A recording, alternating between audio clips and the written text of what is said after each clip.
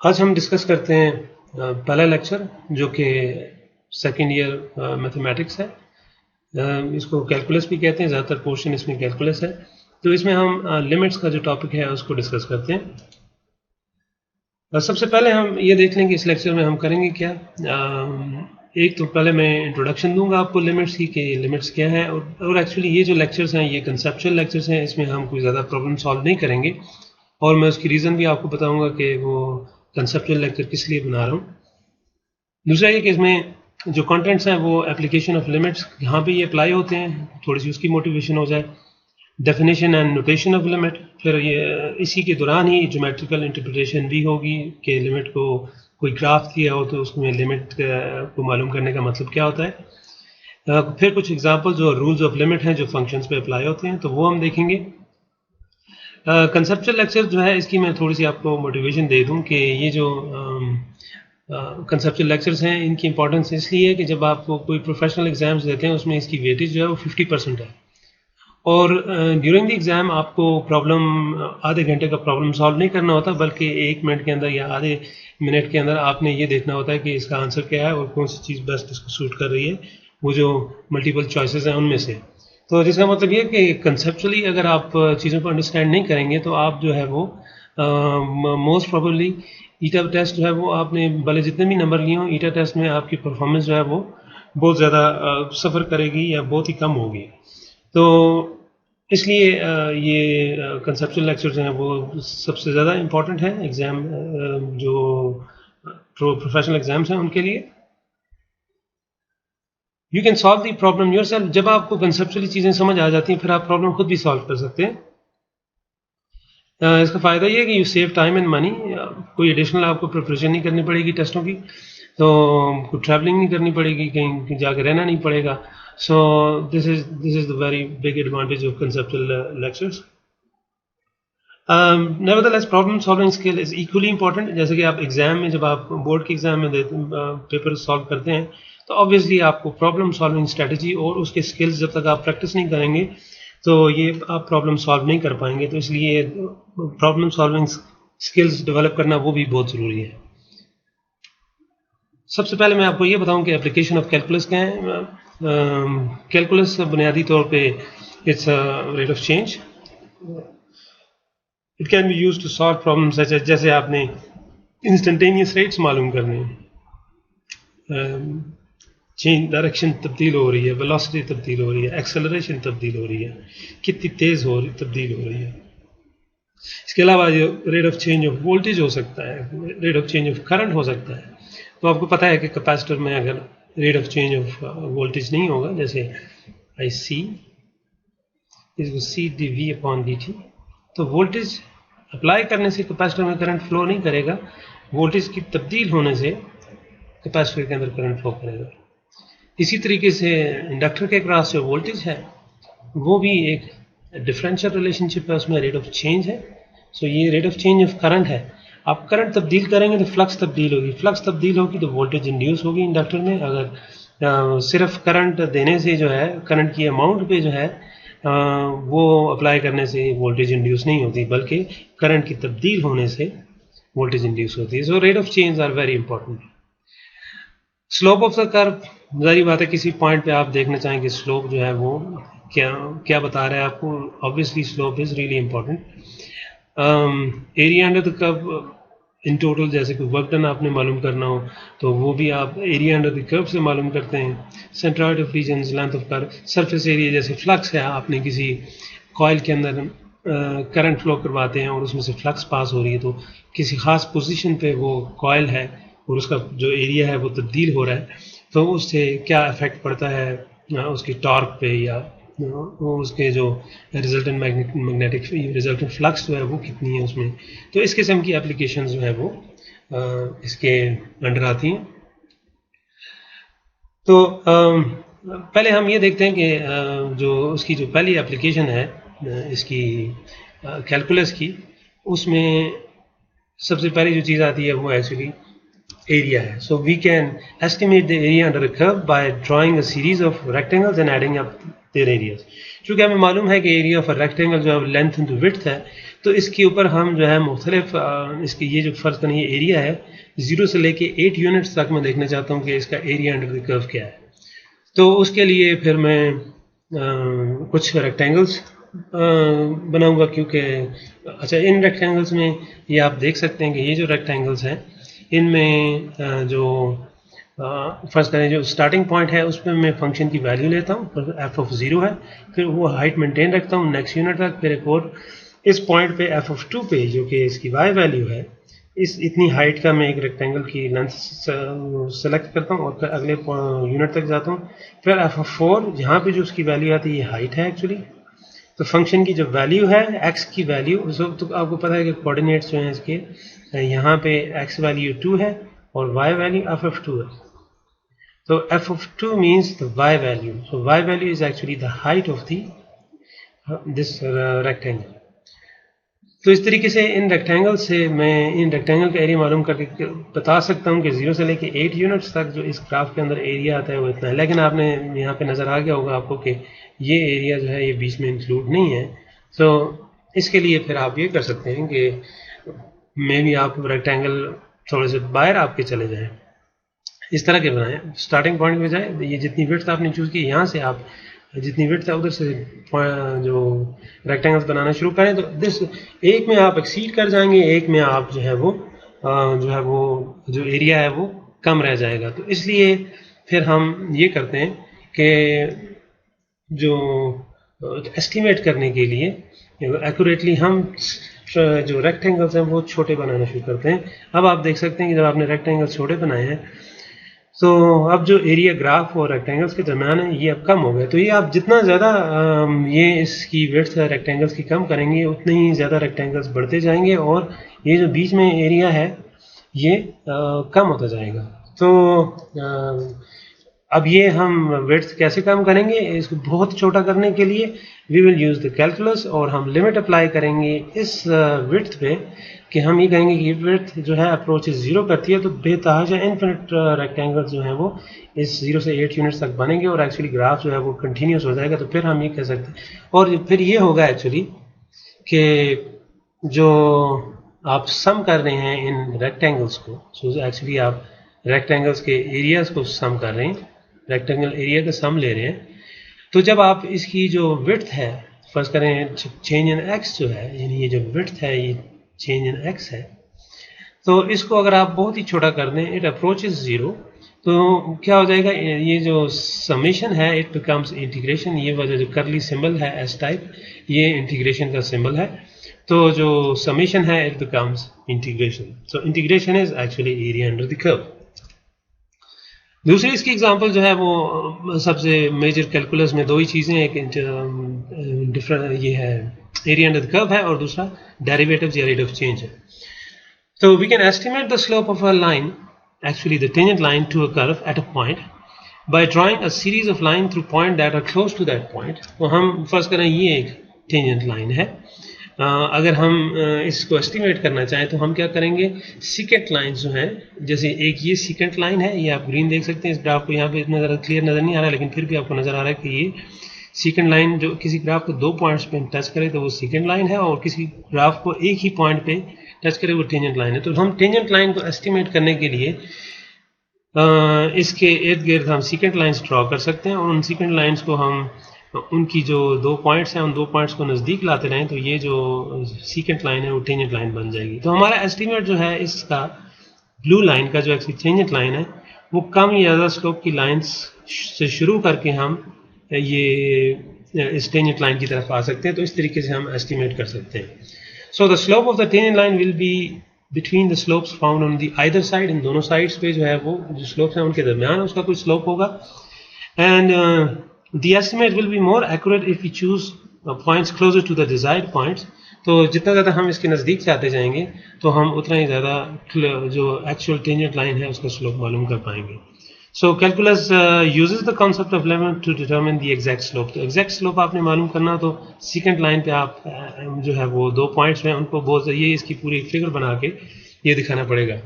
इसके अलावा मैं आपको यहाँ से आजकल चूँकि कोरोना वायरस का जो पेंडेमिक है वो चल रहा है, तो ये एक मैंने वेबसाइट पे देखा है कि इसमें जो ग्राफ है, एक ग्राफ दिया हुआ है।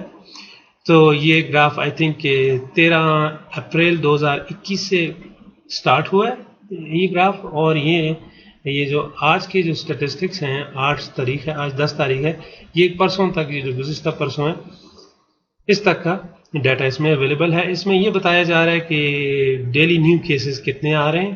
तो आप इस ग्राफ से देख सकते हैं कि जूं मतलब बजाय इसके कि आपके पास ये डाटा एक टेबल की फॉर्म में हो और उससे आप बहुत मुश्किल से रिजल्ट निकालें, इस तरह ग्राफ जो दिया होता है उससे आप बता सकते हैं कि ये ओवरऑल सिचुएशन क्या है।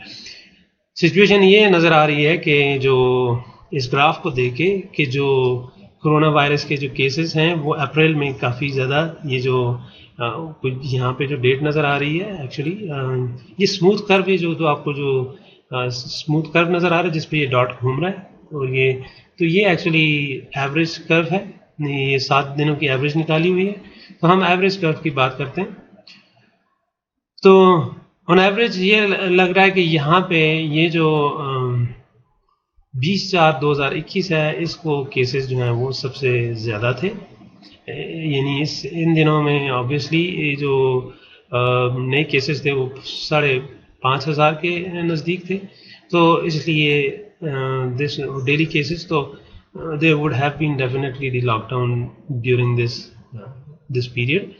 और जो आप वो वक्त गुजरता गया है, कुछ फिर 1-2 पीक्स और आई हैं, जैसे यहाँ पे ग्रेजुअली डिक्रीज होते गए हैं केसेस, और फिर यहाँ पे अचानक किसी वजह से जो है वो 19 मई को जो है ये केसेस बढ़ गए हैं, और फिर जो है वो डिक्रीज हुए हैं, और ये यहाँ पे मिनिमम केसेस रिपोर्ट हुए हैं पर ड्यूरिंग दो 7 डेज की एवरेज जो है। और यूं करते करते फिर जो है वो जो है इसकी जो वो है फ्रीक्वेंसी या इनके जो नंबर ऑफ केसेस हैं ये बढ़ते गए हैं, और फिर अब यूं इस दौरान जो है वो 1 अगस्त या 2 अगस्त को इसके अराउंड जो है केसेस ज़्यादा थे, और अभी जो है वो इसमें जो है वो फ़िलहाल जो कल परसों की जो सिचुएशन है उसमें केसेस कम हुए हैं। तो बट फिर भी वो केसेस जो हैं पर डे जो केसेस हैं ऑन एवरेज पर वीक जो हैं वो 3,700 हैं, जबकि नए जो केसेस हैं 4,000 हैं। तो इस ग्राफ से हमें ये एक जनरल कंक्लूजन निकाल सकते हैं कि जो सिचुएशन जो थी इस महीने में, अप्रैल के महीने में, वो ज़्यादा वर्स थी as compare to this one. और एक्यूमुलेशन का क्या यहाँ पे रोल है? अगर आप क्यूमुलेटिव देखें, क्यूमुलेटिव का मतलब है इन सबको ऐड करते जाएं, यानी ये जो पॉइंट है, यहाँ तक जो पॉइंट है, इसका मतलब है ऊपर यहाँ तक मैं आऊँगा तो पिछले सारे केसेस को जमा करूँ। सो this is actually summation here. लेकिन अब आपके पास इस किस्म का ग्राफ हो तो you have to find the area under the curve, जैसे कंटिन्यूस ग्राफ हो। अगर ये बार ग्राफ है तो आप सिंपली ऐड कर सकते हैं, ये डिस्क्रीट है, इसमें आप देख सकते हैं कि it is something like rectangle. तो लेकिन इसमें वो रेक्टेंगल की एरिया नहीं है, बल्कि सिर्फ ये बताया जा रहा है कि इस दिन इतने केसेस थे, जिसकी कोई वेट्स वगैरह नहीं है। सो बट ये बार ग्राफ है।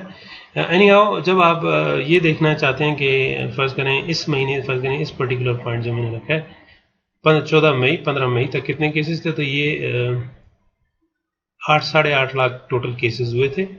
और फिर आगे चलते जाएं तो इसका मतलब है कि अब इसका ये मतलब नहीं है कि केसेस बढ़ रहे हैं, टोटल ज़्यादा ऑब्वियसली ज़्यादा होगा क्योंकि केसेस आ रहे हैं, पीसेस केसेस आ रहे हैं, तो ये समेशन जो है ये इंक्रीज होगी। तो this is an application of calculus. So rate of change वगैरह आप मालूम कर सकते हैं कि ये जो स्लोप है, इससे ये पता चल रहा है कि नेगेटिव स्लोप है तो केसेस डिक्रीज हुए हैं। पॉजिटिव स्लोप है, यहाँ पे देखिए स्लोप, अभी हम बाद में बात करेंगे स्लोप क्या चीज़ होती है और कैसे मालूम करते हैं। तो यहाँ पे स्लोप फिलहाल आप देख लें पॉजिटिव है। ये अब चूँकि हम नेचुरली स्लोप देख सकते हैं, सो इसलिए हमें ये देखना आसान है कि यहाँ पे केसेस कम हो रहे हैं, फिर यहाँ पे ज़्यादा हो रहे हैं, अभी मज़ीद ज़्यादा हुए हैं। So this is the case. लेकिन ये कि नंबर ऑफ डेथ से जो है वो it could end up into the lockdown. So okay, so ये जो थी ये इसकी एप्लीकेशन थी कि कैलकुलस को आप कैसे रियल लाइफ में आप देख सकते हैं। डेफिनेशन और नोटेशन पे आते हैं। फंक्शन, चूंकि हम जो लिमिट मालूम कर रहे होते हैं वो फंक्शंस की मालूम कर रहे होते हैं किसी फंक्शन की किसी पॉइंट पे, तो इसलिए फंक्शन की डेफिनेशन में रीड आउट कर देता हूँ। The value of some item, so in case usually called x और इनपुट और डोमेन, तो इस केस में हम एक्स जो है वो हमारा एक वेरिएबल है या कोई चीज़ है, जिसको आप इसकी जो वैल्यूज हैं वो डोमेन भी इसको कहते हैं, इसको इनपुट भी कहा जा सकता है। तो इट डिटरमिन्स, यानी आप इनपुट देते हैं और the function determines the value of some other item, जो कि एक्चुअली एफ ऑफ एक्स भी उसको बोलते हैं। एफ ऑफ एक्स बता तो खुद फंक्शन भी है, और जब इसमें एक्स की वैल्यू डाल दें तो वो एक्चुअली वाई वैल्यू है या हाइट ऑफ द फंक्शन है।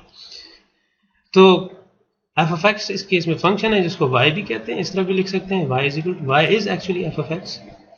तो इसकी नोटेशन जो है वो ये कि इसे y is a function of x, तो y is a function of x, ये लिखने का तरीका है y is equal to f of x। और जब x में डालते हैं तो y वैल्यू हमें एक पॉइंट मिलता है, so that is a y value और the height of the function at that point, तो जिसको रेंज भी कहते हैं या आउटपुट भी कह सकते हैं।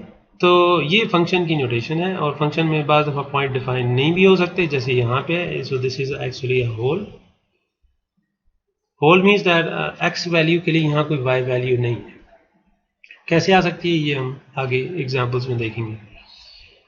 तो ये जो है फंक्शन है। फंक्शन में एक दफ़ा फिर यहाँ पे बता दूं, इनपुट आउटपुट रिलेशनशिप यूँ बना सकते हैं कि आपके पास एक बॉक्स है जिसमें आप कोई नंबर्स इंसर्ट कर रहे हैं, और वो आगे आपको फंक्शन जो है या रूल जिसको हम कहेंगे, रूल ये होगा कि सबसे सिंपल रूल ये कह देता हूँ कि जो भी नंबर है उसका स्क्वायर लें, so that would be actually x square.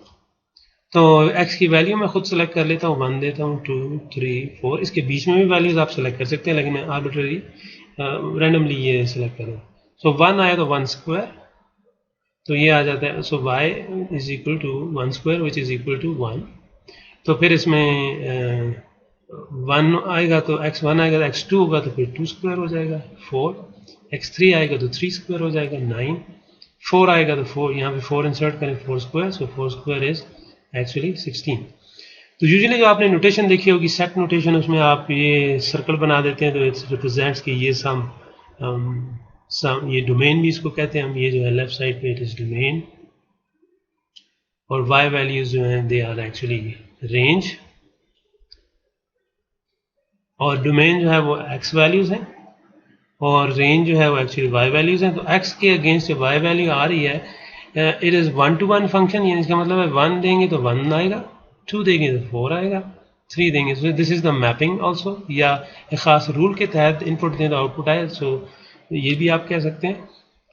तो जो x और y की वैल्यूज हैं वो आप प्लॉट करेंगे तो you will get a curve और अ ग्राफ, ठीक है। तो ये पर्सपेक्टिव भी है, ये सेट पर्सपेक्टिव है, जिसमें आप कहते हैं कि 1 मैप हुआ है 2 पे, तो ये खास रूल के तहत 1 मैप हुआ है 1 पे, तो it is according to some rule. 2 map हुआ है 4 पे, so this is also according to a rule. तो फंक्शन पे हम ये ज़्यादा इंपॉर्टेंट है, ये एक्चुअली प्री रेक्विजिट है इसका, लेकिन फंक्शन पे हम बाद में भी इसमें कंप्लीट एक डिटेल डिस्कशन करेंगे। फिलहाल हम लिमिट पे आते हैं। The limit of a function क्या होती है? A quantity L is the limit of a function f of x. A quantity L is this thing, is the limit of the function. It is actually the y value of the function, or in fact the height of the function, और जिस ठीक है height भी है, ये यहाँ से देख लें, यहाँ से लेके यहाँ तक, this is the height of the function. So actually जो limit है L, it's the y value of the function as x approaches a. जैसे ही आप x जो है वो a के नज़दीक आएगा, तो यहाँ पे उसके अगेंस्ट इसकी y वैल्यू, क्योंकि ये हाइट और ये हाइट सेम है, तो it is actually the y value, and y value is actually L in this case. ये और x वैल्यू क्या है? a है। ये फंक्शन की वैल्यू है, लेकिन इस पे भी वैल्यू डिफाइन नहीं है, ठीक है। So it is undefined y value. तो हम ये कर रहे हैं कि हम इस वैल्यू L को अप्रोच कर रहे हैं, ये इस पे हम डिस्कस करेंगे कि ये क्या इसका मतलब है। पहले हम स्टेटमेंट रीड कर देते हैं। As input approaches the input value of x approaches a but not equal to a। लाजमी नहीं है आप बिल्कुल a पे देखें क्या हो रहा है, ये हम न्यूमेरिकली भी देखेंगे, या आप ये समझ लें कि टेबल से कुछ वैल्यूज x की इंसर्ट करेंगे और देखेंगे हम इसके नज़दीक कैसे जा सकते हैं। नज़दीक हम यहाँ से जा रहे हैं, यहाँ से इधर आ रहे हैं, इधर से भी आ रहे हैं, दोनों तरफ से आ रहे हैं, और यहाँ से नतीजतन हम नीचे से ये वैल्यूज देखूंगा तो मैं यहाँ से आ रहा हूँ। ये हम ज्योमेट्रिकली इसको भी देखते हैं अगले स्लाइड में। तो फिलहाल ये देख लें कि आप जो x के नज़दीक आ रहे हैं, you are getting the closer to this y value which is actually the limit of the function. Note that the value of the limit is not affected by the output value of the f of x at a. F of x की value a पे define नहीं है, तो इससे इसका ताल्लुक भी नहीं है, इसलिए ज़रूरी नहीं है कि फंक्शन डिफाइन, तो it is not affected. So this is important to know. ये आगे हम इसको दोबारा भी देखेंगे।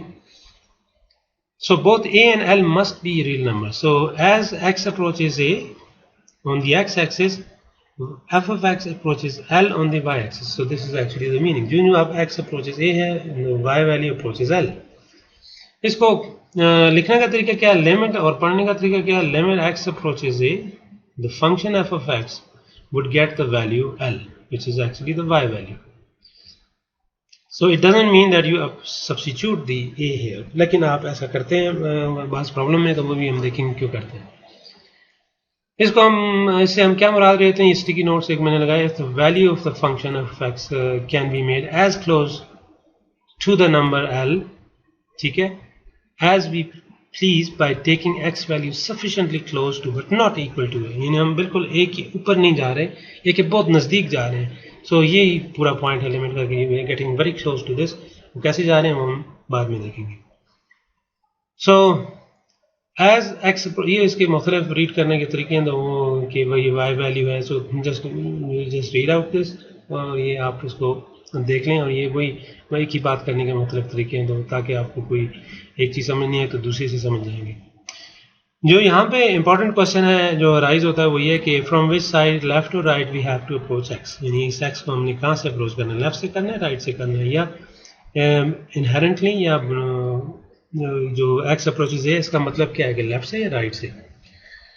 तो एक एग्जांपल देख लेते हैं। अब ये जनरल एग्जांपल थी नीचे, अब हम एक्चुअल कोई फंक्शन गिवन है हमें, फंक्शन की हमें मालूम नहीं है कि इक्वेशन क्या है, लेकिन बाजार ये लग रहा है कि ये जो फंक्शन है ये नीचे की तरफ आ रहा है, डिके हो रहा है विद रिस्पेक्ट टू टाइम। तो वो कह रहा है जी कि व्हाट इज़ द वैल्यू, जो इसका क्वेश्चन ये हो सकता है कि लिमिट अगर x अप्रोच करे इस पॉइंट नंबर 2 को, so what is the value of the function. तो ये हम देख सकते हैं कि आपने यहाँ से लेफ्ट से आ रहे हैं, यहाँ पे थे तो ये वैल्यू थी ना y वैल्यू, सो y वैल्यू यहाँ से रीड करते हैं, तो ये इसलिए रीड करने के लिए हम ये बना देते हैं। फिर थोड़ा सा फर्ज करें और आगे गए, ये y वैल्यू आ गई, और नज़दीक गए 2 के, सो ये वैल्यू आ गई, सो और नज़दीक गए, so we are getting very close to this. और हम यहाँ पे ही घूमते रहे, इसके बहुत नज़दीक जाते हैं। ग्राफ में तो हमें ऐसे समझ नहीं आता कि ये इसके कितना नज़दीक जाना है, लेकिन जब हम एक न्यूमेरिकल एग्जांपल देखेंगे तब हमें पता चल जाएगा कि 2 के ज़्यादा नज़दीक जाने से हम क्या कर रहे हैं, एक्चुअली सिग्निफिकेंट फिगर्स आप ज़्यादा कर रहे हैं, तो वो भी हम देखेंगे। तो यहाँ से y वैल्यूज चूँकि ये यहाँ पे हैं, तो आप ग्राफ में एक्चुअली उस पॉइंट के नज़दीक जा रहे होते हैं। सो this is approaching this value which is actually 4, जो कि डिफाइन नहीं है, लेकिन ऊपर से भी आएंगे तो तब भी आप ग्राफ की, यानी x यहाँ पे ये है, ये वैल्यू है इसकी y, फिर x ये है, तो फिर y वैल्यू ये है, x यहाँ सेलेक्ट करते हैं, y वैल्यू ये, तो you are actually decreasing and you are approaching the point 4। तो जो ही आप 2 के बहुत नज़दीक लेफ्ट साइड से जाएंगे तो आप ये 2 से कुछ छोटा नंबर होगा और y वैल्यू 4 से छोटी होगी। इसी तरह राइट से आएंगे तो 2 जो है, ये जो वैल्यू है यहाँ पे, ये 2 से थोड़ी सी बड़ी होगी, और यहाँ पे y वैल्यू भी 4 से बड़ी होगी। तो we are getting very close to this value and this is actually it is approaching 4। तो ये एक्चुअली लिमिट का मतलब है कि y वैल्यू इज एक्चुअली 4। इसको मजीद इलाबोरेट भी करेंगे। ये ज्योमेट्रिक इंटरप्रिटेशन है इसकी कि फर्ज करें C कोई भी नंबर है, ये इस केस में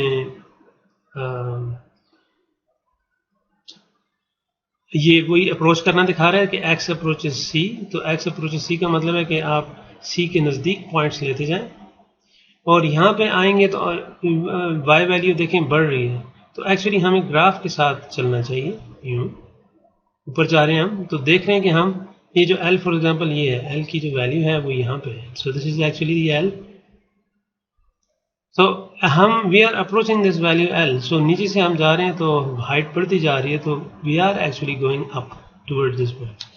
राइट साइड से हैं तो हाइट देखें डिक्रीज हो रही है, actually we are coming from this side, sorry यहाँ से आ रहे हैं इस ग्राफ की तरफ, तो ये y वैल्यू डिक्रीज हो रही है and we are approaching l. So this is the meaning of the geometrical meaning, जो कि पहले भी मैंने एक्सप्लेन कर दिया कि we are approaching this y value और द लिमिट जिसको हम कहते हैं l, इसकी तरफ अप्रोच कर रहे हैं। तो इसको एक एग्जांपल से देखते हैं। ये दो पॉलिनोमियल की डिवीजन है, x square plus x minus 2 और एक्स माइनस 1। तो इसको मैं आपको ग्राफ से भी आप देख सकते हैं कि दो इनकी डिवीजन जो है इज एक्चुअली लीनियर फंक्शन। तो ये कह रहे हैं एक्स अप्रोचेज 1, तो लाजमी नहीं, अब ये जो दो पॉलिनोमियल, अगर ये पॉलिनोमियल डिनोमिनेटर ना हो तो फिर पॉलिनोमियल्स का लिमिट मालूम करनी इंतहाई आसान है। You can directly substitute the value. ये मैंने स्टिकी नोट में यहाँ लिखा हुआ कि if the limit L of the function, यानी ये लिमिट L है, exist and the function is defined at x is equal to c, और इस पर फंक्शन डिफाइन भी है, इसका मतलब है कि ये अगर फिल हो यानी ये रेड हो, और ये इसका मतलब है कोई इसमें होल नहीं है, तो ये सारी रेड लाइन ही है, then the limit L of the height of the function can be found by substitution। तो फिर आप डायरेक्टली सब्स्टिट्यूट कर सकते हैं। अगर ये डिफाइन हो तो इसका मतलब ये डिफाइन होगा तो नीचे फिर ये x माइनस 1 नहीं होगा, क्योंकि x माइनस 1 की वजह से अनडिफाइंड हो रहा है। तो इस केस में अभी हम ज़्यादा डिटेल में नहीं जाते, आगे हम इसको ऑब्वियसली इसको दोबारा देखते हैं, बार बार हम चीज़ें रिपीट ही कर रहे होंगे। तो y वैल्यू जो है एक्चुअली द हाइट है, तो जो है ये इसलिए बनाते हैं हम कोऑर्डिनेट्स के क्रॉस, ये जो स्क्वायर सा बनता है ये स्क्वायर है, इसलिए कि ये वाली हाइट और ये वाली हाइट सेम होती है, तो इसलिए हम, और ये वाला x और ये वाला x सेम है, तो इस तरीके से हम कोऑर्डिनेट्स रीड करते हैं। So any how in this case x approaches 1, तो लेफ्ट साइड से आए तो ग्राफ से अगर लेफ्ट साइड से यहाँ पे नज़दीक आते जाएं, x की वैल्यू सेलेक्ट करते जाएं, तो y वैल्यूज रीड करते जाएं, तो यूँ रीड करेंगे जैसे ये ग्राफ में दिखाया हुआ। तो you are moving along this red line और यूँ जाते जाएंगे और वी आर अप्रोचिंग वैल्यू 3। दूसरी तरफ से आएंगे तो ग्राफ में ऊपर से हम आ रहे होंगे, तो हम चलते चलते x को सेलेक्ट यहाँ से इधर से आएंगे और फिर actually we are approaching this value, अगरचे कि यहाँ पे फंक्शन डिफाइन नहीं है, फिर भी जो y वैल्यू है we approaching is actually 3। So this is directly it is 3, लेकिन आप डायरेक्टली सब्स्टिट्यूट करेंगे 1 minus 1 is 0, it becomes undefined. So इसलिए इसके लिए अलजबरा इस्तेमाल करके हम इसको फाइंड करेंगे, लेकिन ग्राफ से अगर आप देखें तो limit is not actually direct substitution इस केस में नहीं है। ग्राफ से हमें नज़र आ रहा है कि लिमिट 3 है और ये 3 आया भी है, तो भी हम बाद में देखेंगे 3 कैसे आया, इसको किस टेक्निक से सॉल्व करना है।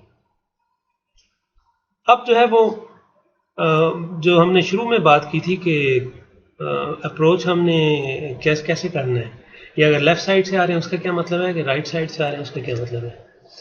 तो अगर आप देखें तो जो नेगेटिव एक्स एक्सिस है वो लेफ्ट साइड पे,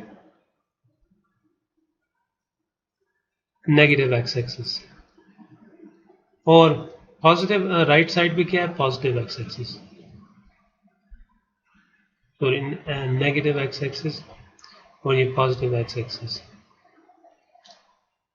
तो अगर फर्ज करिए ये फंक्शन है और ये चूंकि पीस वाइज फंक्शन है, इसमें जब x लेस देन 0, इसका मतलब है कि x की जो नेगेटिव वैल्यूज हैं, जैसे यहाँ से इधर चले जाए, तो ये वाला जो ग्राफ है ये actually negative values of x के लिए वो x माइनस 1 है, और जो पॉजिटिव वैल्यूज हैं उसमें ग्राफ जो x प्लस 1 है वो ये है। So this is this one. तो वो कह रहा है कि इस फंक्शन को देखें और its graph shows that f does not have a limit as x approaches 0, और ये एक्चुअली इसने पहले ही बता दिया कि इसकी जो है लिमिट जो है वो नहीं एग्जिस्ट करती, इसकी लिमिट नहीं है। तो उसको हम कैसे लिखेंगे अगर किसी ग्राफ की लिमिट ना हो, और वो उसका रूल क्या है कि वो लिमिट कब एग्जिस्ट नहीं करती या लिमिट कब नहीं होती। तो ये इसने खुद ही बता दिया कि from each, because approaching from each side results in different values. तो इसलिए हमने अब ये देखना है कि हमने अप्रोच कैसे करना है और उसकी नोटेशन क्या है। सो यही वही फंक्शन है और हम देखते हैं कि restrict x to be greater than 0, इसका मतलब है कि हम इस फंक्शन को देख रहे हैं और ये फंक्शन राइट साइड पे, तो कहता है कि उस पॉइंट को यानी एक्स अप्रोचेस 0 को की तरफ आए, यानी in this way we say that the right hand limit of f as x approaches 0 is 1. कैसे कि x approaches 0, इसके ऊपर मैं अगर फर्स्ट करें मैं लिखूँ कि लिमिट x approaches 0, तो फ्रॉम राइट पूरे एक साथ में लिखो फ्रॉम राइट या नीचे ऊपर छोटा सा राइट लिख दूँ, तो it is not so convenient, या इतना आसान नहीं है। तो राइट साइड से आने के लिए जो नोटेशन है वो ये है कि आप प्लस लिखते हैं तो इसका मतलब है प्लस साइड से आ रहे हैं तो वो actually you are moving towards left, लेकिन राइट से आ रहे हैं तो राइट से आने का मतलब है यू जस्ट राइट प्लस, क्योंकि plus positive axis right side पे, तो स्मॉल प्लस ऊपर लिख लेंगे, इसका मतलब है एक साइड की लिमिट मालूम करें। तो आप आएँ जी, यहाँ से शुरू करते हैं, यहाँ से आना शुरू करते हैं, तो हम ये y वैल्यू इस वक्त ये है, फिर यहाँ पे आते हैं 0 की तरफ, y वैल्यू ये, तो ये आपको दिखा रहा है कि y वैल्यू नीचे आ रही है, x वैल्यू इधर आ रही है। ऑब्वियसली ग्राफ के पर आप यूं जा रहे हैं, तो हम चलते चलते इस ग्राफ को देखेंगे, जैसे ही 0 के नज़दीक पहुंचेंगे तो इट इज़ अप्रोचिंग 1, और ये आप देख लेंगे ग्रेटर देन इक्वल टू जो है वो पॉजिटिव का हिस्सा है, जिसका मतलब है कि this is a close interval from this side, यानी 0 जो है, यानी उसके लिए आप क्या करते हैं जी कि यानी आप कहते हैं x बिलोंग्स टू, बस करें ये रेंज हम दिखाते हैं तो भी हम कहते हैं कि जो 0 से 0 इसमें शामिल है, सो ये ओपन इंटरवल है, इसका मतलब 0 शामिल नहीं है। तो अगर आप यूं लिख दें, ये जो स्क्वायर ब्रैकेट का मतलब है कि 0 is included, it's a close interval, और फर्स्ट कर इन्फिनिटी तक हो तो वो दैट इज दिस थिंग। और ये जो नीचे नेगेटिव वैल्यूज के लिए है वो उसमें x, इस रेंज में x जो है वो 0 इसका हिस्सा नहीं है, तो दूसरे केस में जो है for negative values x belongs to, यानी इसमें स्मॉल ब्रैकेट लगाएंगे कि 0 इसका हिस्सा नहीं है और 0 से लेकर माइनस इन्फिनिटी तक जा रहे हैं। So in this case we can say that right hand limit जो है उसका लिखने का तरीका है कि x अप्रोचेस 0 लेकिन पॉजिटिव साइड से, तो यहाँ पे आया है तो दिस अप्रोचेस 1 और ये 1 लिखा हुआ है, तो ये हम ग्राफिकली हमने रीड किया। तो यहाँ पे मैं एम्फोसाइज कर दूँ कि मे भी एग्जाम में बाज़ दफ़ा ग्राफ ना हो तो आपने ऑब्वियसली अलजबरा इस्तेमाल करना होगा और उससे मालूम करना होगा, तो वो भी उतना इंपॉर्टेंट है, लेकिन जब आप टेस्ट वगैरह देते हैं तो उनमें मल्टीपल चॉइसेस होती हैं और इसलिए उसमें आपने कंसेप्चुअली अंडरस्टैंड करना होता है, तो लेकिन दोनों इंपॉर्टेंट है। लेफ्ट साइड से आया जी मैं, तो उसका लिखने का तरीका था x is equal to 0 plus, इसी तरीके से आप सॉरी राइट साइड से आया तो 0 प्लस था। अब मैं लेफ्ट साइड से आऊँगा तो उसके लिए ऑब्वियसली काउंटर पार्ट आप समझ गए होंगे कि माइनस 0 के ऊपर माइनस लिखेंगे, आप 0 को अप्रोच करें माइनस है, इसका मतलब है लेफ्ट साइड से। तो क्या होगा जी, लेफ्ट साइड से आए तो यहाँ पे आप यूं जा रहे हैं, x की वैल्यू सेलेक्ट करते जा रहे हैं, y आ रही है, ग्राफिकली आप बना सकते हैं, तो इसका मतलब है कि अब आप यूं जा रहे हैं और x में यूं जा रहे हैं, लेफ्ट से आ रहे हैं, तो इसकी नोटेशन ये है। तो यहाँ करते करते आप आगे 1 डिफाइन नहीं है इस पर, लेकिन यू आर अप्रोचिंग एक्चुअली -1, तो -1 को जो अप्रोच कर रहे हैं आप, तो this is limit is -1। Right से आए तो +1 है, लेफ्ट से आए तो -1 है, तो दो डिफरेंट लिमिट हों। If the limit from the left side x approaches 0, negative left side से आए और फंक्शन की लिमिट जो है वो फर्ज करें L1 है, और limit x approaches 0 from the right side, तो उसका कोई जो नंबर है वो कुछ और है, तो L2 आ गया। तो इस किस्म का केस हो कि लेफ्ट साइड और राइट साइड की लिमिट बराबर ना हो, सो f of x is not equal to limit x approaches plus, तो हम कहेंगे कि this limit does not exist। जो d n e इसको लिखते हैं, तो ये यहाँ पे मैंने यहाँ पे वही चीज़ें लिखी हुई हैं कि अगर आप फंक्शन को अप्रोच करें, x अप्रोच किसी नंबर a को अप्रोच कर रहा हो from the left side, sorry from the right side towards that function, तो लिमिट l आती है। और अगर आप उसी फंक्शन को लेफ्ट साइड से अप्रोच कर रहे हैं और उसकी जो y वैल्यू है या लिमिट है वो भी l आ रही है, तो इस केस में लेफ्ट और राइट की लिमिट बराबर है, तो हम ये कहेंगे कि let f be a function that is, चूँकि मैथमेटिक्स में आपने प्रिसाइजली एक चीज़ बतानी होती है, आप जनरली बात नहीं कर सकते, तो we have to be very specific. तो इसलिए अब स्पेसिफिक होने के लिए this is the definition, as the value of x close to x is equal to a, and so this is written as x approaches a with possible exception, यानी इसका मतलब है कि जो a है वो लाजमी नहीं है कि वो उसमें शामिल हो। तो हम ये कहेंगे कि limit x approaches a f of x is equal to l सिर्फ और सिर्फ तब एग्जिस्ट करेगी जब आप लेफ्ट साइड से आए और राइट साइड से आए और आप एक ही नंबर को अप्रोच कर रहे हो, तो तब जो है हम कहेंगे कि लिमिट एग्जिस्ट करती है। तो लेफ्ट साइड की लिमिट और राइट साइड की लिमिट दोनों का सेम होना ज़रूरी है, तब जाके ये कंडीशन आपने चेक करनी होगी अगर आपके सामने ग्राफ हो। तो ग्राफ ना हो तो obviously you have to do algebra. अब ये एक ग्राफ है। अब मैं आपको न्यूमेरिकली बताता हूँ कि न्यूमेरिकली आप कैसे एक ग्राफ के नज़दीक जाएंगे। जैसे ये जो ग्राफ है, ये एफ ऑफ एक्स जो है इसमें 1/x है। So this is f of x is equal to 1/x है। एक्स की वैल्यू सेलेक्ट करते जाएं, जैसे -1 सेलेक्ट की, -1 ये लेफ्ट से आ रहे हैं, ऑब्वियसली एक्स एक्सिस समझ लें, यहाँ लेफ्ट से आ रहे हैं और 0 की तरफ जा रहे हैं, और वाई एक्सिस सॉरी और पॉजिटिव साइड से भी आ रहे हैं और यूँ जा रहे हैं। तो -1 जब आपने इंसर्ट किया तो 1/-1, यानी यहाँ पे आप यूँ देख सकते हैं कि एफ ऑफ एक्स जो है वो 1/x है। तो जब आप f ऑफ -1 डालेंगे तो जहाँ x नज़र आएगा -1 डालेंगे तो 1/1 -1 इज -1। तो -1 के लिए जो वैल्यू है वो क्या आ रही है, -1। अब आप राइट मूव करेंगे, यहाँ पे -1 था तो ये 0, -1 से 0 के दरमियान कुछ हो रहा है, अजीब सा हो रहा है। ऐसा हो रहा है कि आप जो नंबर बढ़ाते जा रहे हैं, -0.1 ये 1/-0.1 है, तो डेसिमल उड़ाएं तो ऊपर 10 हो जाएगा, इज इक्वल टू -10 हो जाएगा। तो एक ही 10वां हिस्सा आपने यहाँ पे 1/10 यहाँ पे आए, बस करें इसके 10 हिस्से करें तो यहाँ पे आए। So you actually move towards a bigger value.